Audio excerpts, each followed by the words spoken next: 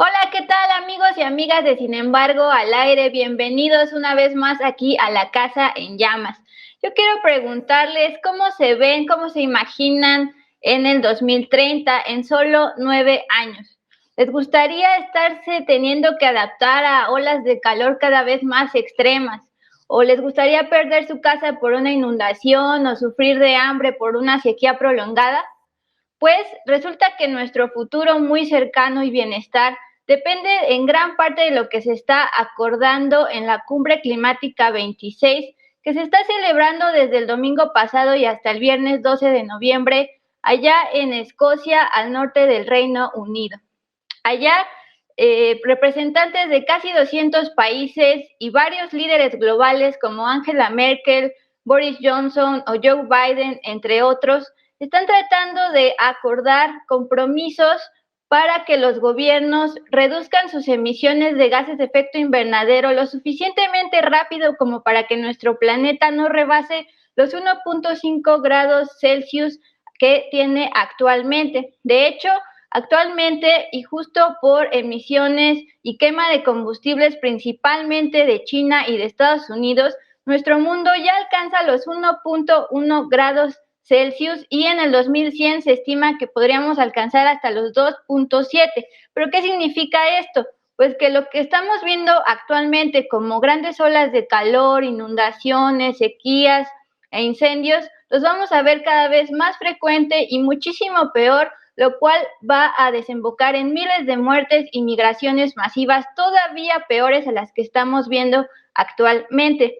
En estos primeros días de la cumbre climática número 26, el secretario general de la ONU, Antonio Guterres, dijo que nuestra adicción a los combustibles fósiles, que es justamente la causa del calentamiento global, está llevando a la humanidad al límite y declaró: basta de cavar nuestra propia tumba. Pero desde las calles, los activistas afuera de la sede de esta cumbre lo que dicen es: basta de fanfarronerías de estos líderes, basta de bla bla y basta de promesas vacías.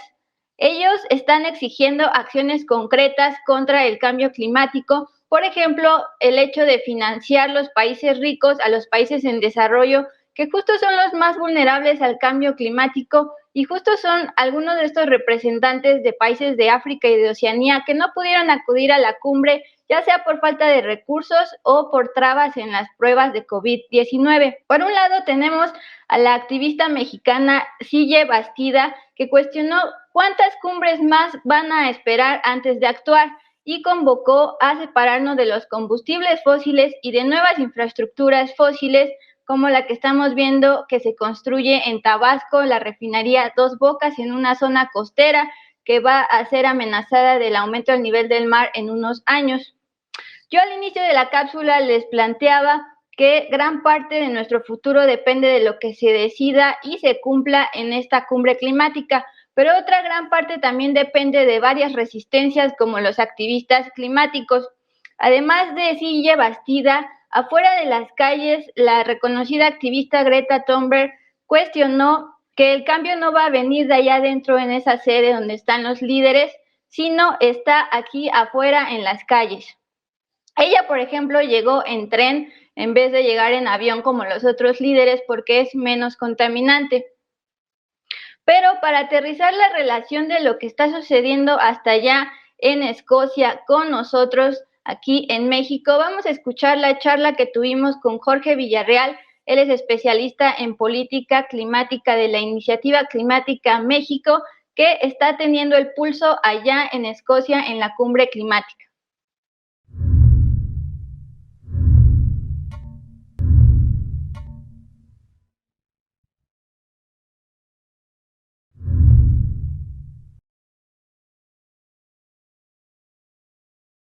Pues amigos, amigas de Sin embargo al aire, ya estamos aquí con Jorge Villarreal, que como les comenté, es especialista en política climática de la Iniciativa Climática México y que se encuentra allá en Escocia sintiendo el pulso de la Cumbre Climática edición 26.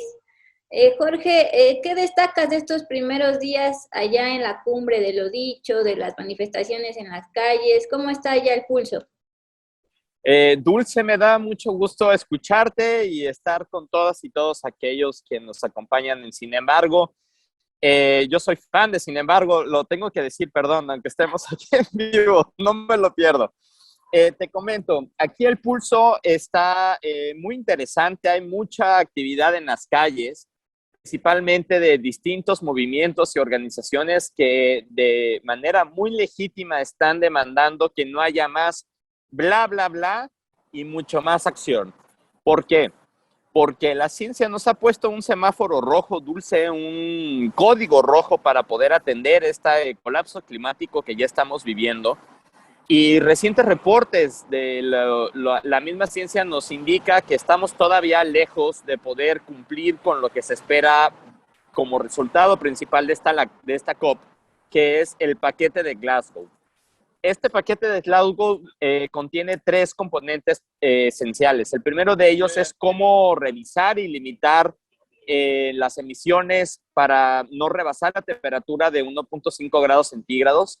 Si hoy, cumpliendo al 100% todos los compromisos internacionales que el mundo ha adquirido en materia de reducción de emisiones de gases de efecto invernadero, estaríamos en un incremento o en una trayectoria de incremento de 2.7 grados centígrados, lo que es prácticamente inmanejable, Dulce. El segundo componente del paquete de Glasgow es evidentemente la adaptación. Se busca aquí en las negociaciones, Dulce, que haya una meta global de adaptación y que el tema de pérdidas y daños se discuta de forma separada, pero que además exista un mayor balance en materia de financiamiento entre mitigación y adaptación. Y finalmente, el tercer componente del paquete de Glasgow, Dulce, el financiamiento climático, que está acaparando de manera muy importante los reflectores, la discusión, principalmente porque estuvo muy orientado los anuncios de parte de los jefes de Estado y primer ministros el día de ayer en el segmento de muy alto nivel. Hicieron mucha referencia al tema de financiamiento climático. El propio canciller Ebrard en México ha sido muy enfático en este tema y estamos lejos de cumplir, bueno, no tan lejos, pero todavía estamos lejos de cumplir la meta de los 100 billones de dólares anuales, que es importante resaltar. No es suficiente para atender el colapso climático, pero es una meta importante al 2024-2025. Jorge, mencionabas lo de los grados que no tenemos que llegar. Se habla mucho del 2100 y nosotros lo vemos muy lejano, pero ¿qué podemos esperar ya para el 2030, ya en 9 años? Del reporte sexto del panel de expertos de cambio climático de las Naciones Unidas, indica de manera bastante clara que este 1.5 grados centígrados de incremento de la temperatura ya no está a mitad de siglo como lo habíamos previsto, ya está en el 2030, Dulce. Respondiendo a tu pregunta, en el 2030 estamos observando ya cambios en los sistemas naturales y los sistemas climáticos, donde estamos cruzando puntos de no retorno y los estamos observando hoy, pero además este 1.5 grados centígrados ya está a la vuelta de la esquina. Dulce, ¿cuánto falta para el 2030?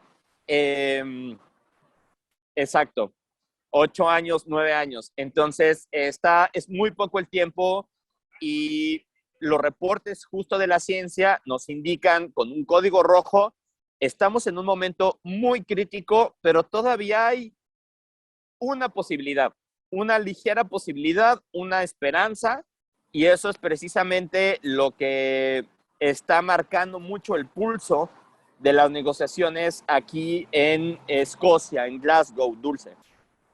Ahora que ya nos plasmaste el escenario futuro, de nuestro futuro cercano, eh, a 6 años del Acuerdo de París, ¿cómo llega México en cuestión de política climática y de reducción de emisiones?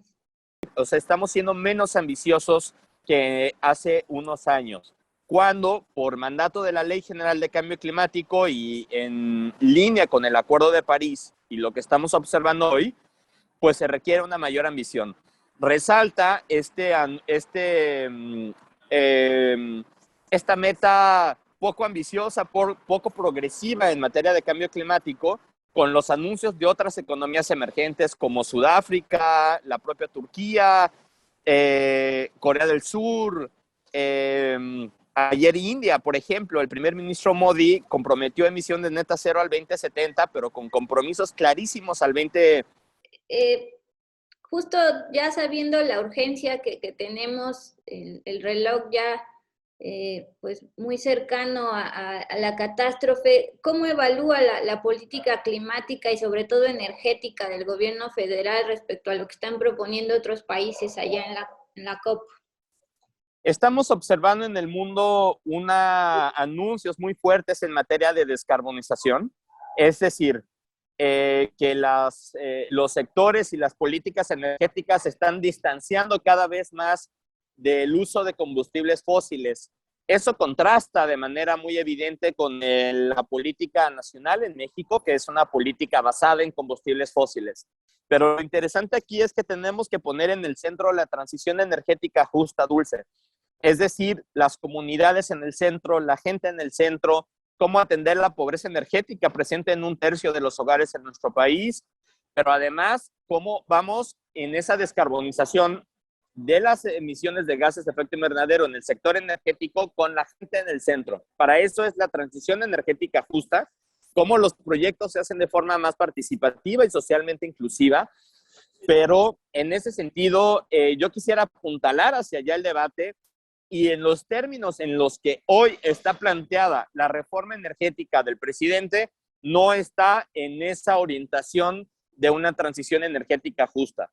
México debería replantear en ese sentido la política energética, independientemente de quién lo haga. Si lo quiere hacer CFE, que lo haga CFE. Si quieren ser esquemas mixtos, que sean esquemas mixtos, pero tiene que reorientar la política para una mucho mayor penetración de energías renovables. De esta COP26, también además de los dichos y las manifestaciones, se ha dicho y cuestionado la organización, que ha estado un poco desordenada por lo de las pruebas COVID. También se ha cuestionado mucho que muchos representantes de países como de África y Oceanía, que son vulnerables, no pudieron ir por falta de recursos.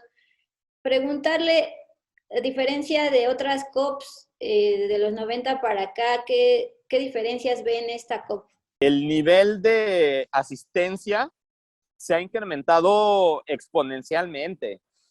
O sea, yo empecé a asistir a las COPs y no me he perdido una sola desde el 2008. Y la verdad es que el número de personas que hoy estamos en una COP es impensable. Hoy somos 20,000 personas aquí en la COP.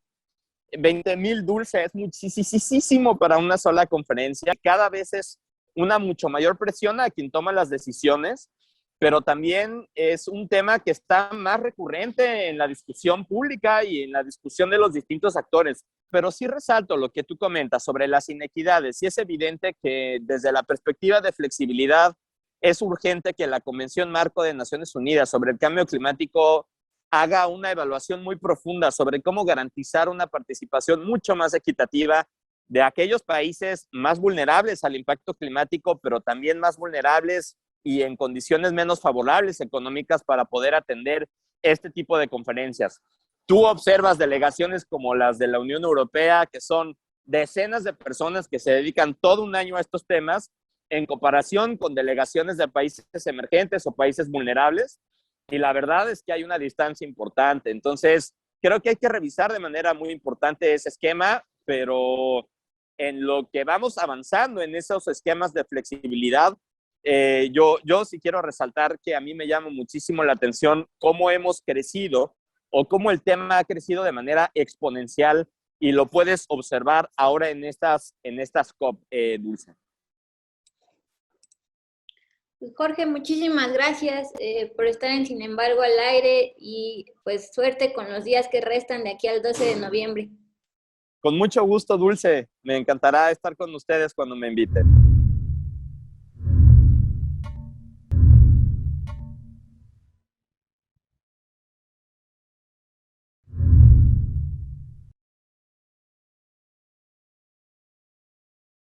Amigos, amigas de Sin embargo, al aire, gracias por escuchar esta charla con Jorge Villarreal para sentir el pulso de lo que está ocurriendo y va a seguir ocurriendo en la cumbre climática que finaliza este 12 de noviembre y de la cual toda la humanidad depende para seguir con el bienestar que tenemos hasta ahora o al menos que no empeore la crisis climática. Nosotros nos vemos el próximo miércoles aquí en La Casa en Llamas.